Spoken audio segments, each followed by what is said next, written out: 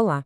Hoje a gente vai mergulhar de cabeça em uma das redes de terror de Estado mais secretas e letais da história. Uma conspiração que cruzou fronteiras e deixou um rastro de sangue que, acredite, chegou até a capital dos Estados Unidos.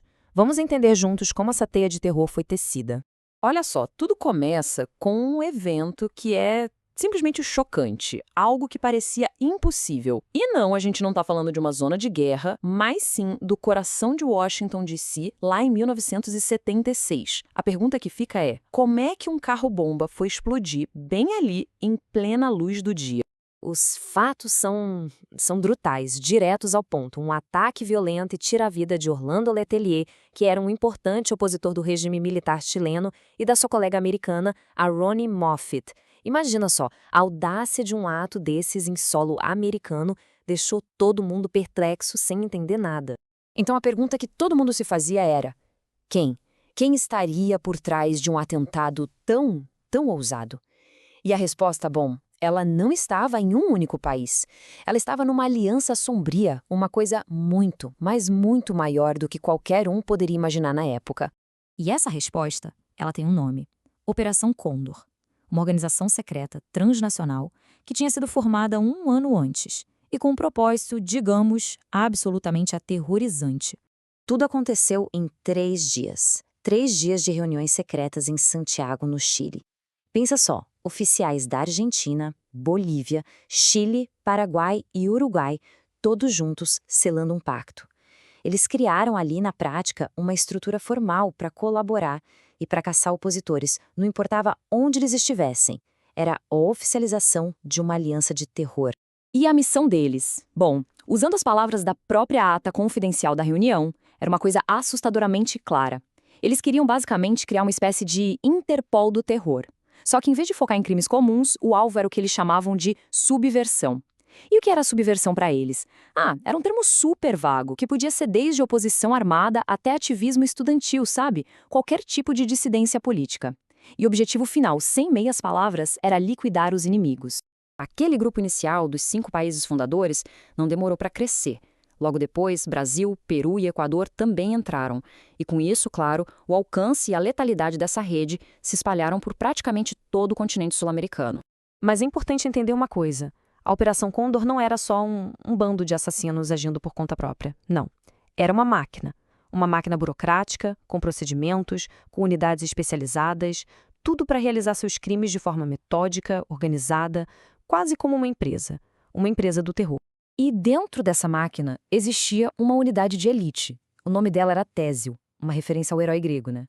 Essa era, na verdade, o braço de assassinatos internacionais do Condor. A responsabilidade deles era levar o terror para fora da América do Sul, com alvos na Europa e até nos Estados Unidos. E o processo é de uma frieza que assusta.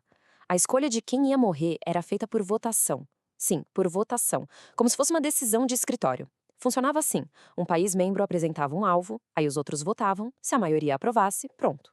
A equipe Tésio entrava em ação para interceptar, executar a pessoa e depois fugir. É a burocracia do terror em sua forma mais pura. E sabe quanto custava uma missão de assassinato dessas? Documentos da CIA revelaram o valor: $3.500 por pessoa por uma missão de 10 dias. É um detalhe que parece banal, né?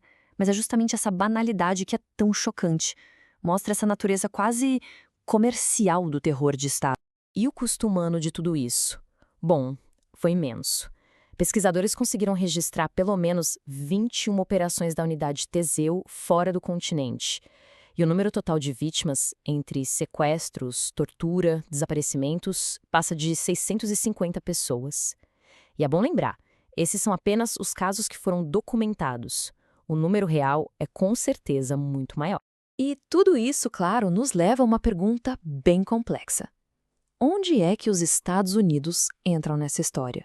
Qual foi o papel deles? E, olha, a relação era, para dizer o mínimo, complicada. Cheia de nuances, sabe? Refletindo bem todas aquelas tensões da Guerra Fria. A política americana, na época, tinha basicamente 2 caras. Por um lado, Washington apoiava as ditaduras militares aqui do Cone Sul. via esses regimes como aliados importantes na luta contra o comunismo. Mas, por outro lado, o governo americano tinha muito medo dessas operações de assassinato internacionais.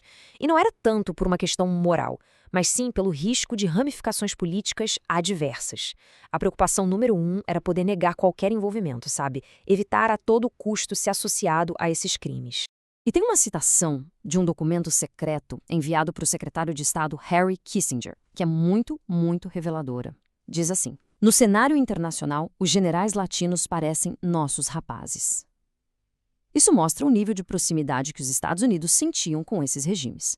A grande preocupação era que os crimes do Condor acabassem manchando a imagem de Washington, justamente porque esses generais eram vistos como nossos rapazes. E tem mais. Um memorando da própria CIA deixa a principal preocupação deles bem clara. O documento diz: devem ser tomadas todas as precauções para garantir que a agência não seja injustamente acusada de participar deste tipo de atividades. Quer dizer, o foco não era impedir os crimes, era garantir que a CIA não levasse a culpa. A prioridade total era se proteger e manter a imagem pública dos Estados Unidos. A CIA chegou até a tomar umas atitudes proativas. Eles alertaram os governos da França e de Portugal sobre possíveis planos de assassinato do Condor em seus países. Mas, de novo, a motivação por trás disso não parece ter sido salvar vidas. Parece ter sido para evitar qualquer tipo de implicação, sabe? Era como se eles estivessem se antecipando aos problemas para depois poder dizer: olha, a gente avisou, não temos nada a ver com isso. Bom, toda essa tentativa de se distanciar dos crimes mais ousados do Condor já meio que antecipava uma verdade inevitável, né? Ações tão extremas, principalmente em solo estrangeiro, não tinham como ficar escondidas para sempre. Décadas se passaram, mas a história não acabou ali. A busca por justiça, bom, ela se tornaria o capítulo final e bem inesperado dessa saga sombria. E aqui entra o que o investigador John Dinges chama de uma grande ironia histórica. Foram justamente os crimes internacionais do Condor, como aquele assassinato em Washington, que acabaram abrindo as portas para que a justiça internacional pudesse agir muitos anos depois. Ou seja, a audácia deles foi, no final das contas, o que levou à própria ruína. E a justiça, mesmo que demorando muito, começou a aparecer. A prisão do Pinochet em 98, lá em Londres, foi um marco gigantesco. E depois disso vieram julgamentos históricos, tanto na Argentina quanto no Chile, que condenaram dezenas de oficiais que estavam envolvidos até o pescoço na Operação Condor. Mas, apesar desses julgamentos, a história completa ainda está longe de ser conhecida.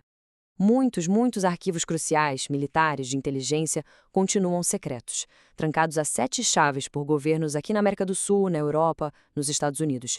E isso impede que centenas de famílias finalmente saibam a verdade sobre o que aconteceu com seus parentes, com seus amigos. Só que, mesmo com tanto arquivo secreto, as evidências que já vieram à tona são simplesmente esmagadoras. A documentação que a gente tem acesso hoje já dá um veredito claro, um veredito indiscutível da história. E esse veredito é culpados. E isso tudo nos deixa com uma pergunta final, para a gente refletir. 50 anos depois, com o tempo passando e com tanta gente tentando reescrever ou simplesmente esquecer o que aconteceu, fica a questão: será que é possível apagar a história? Porque a luta pela memória, no fim das contas, continua sendo tão importante quanto a luta pela justiça.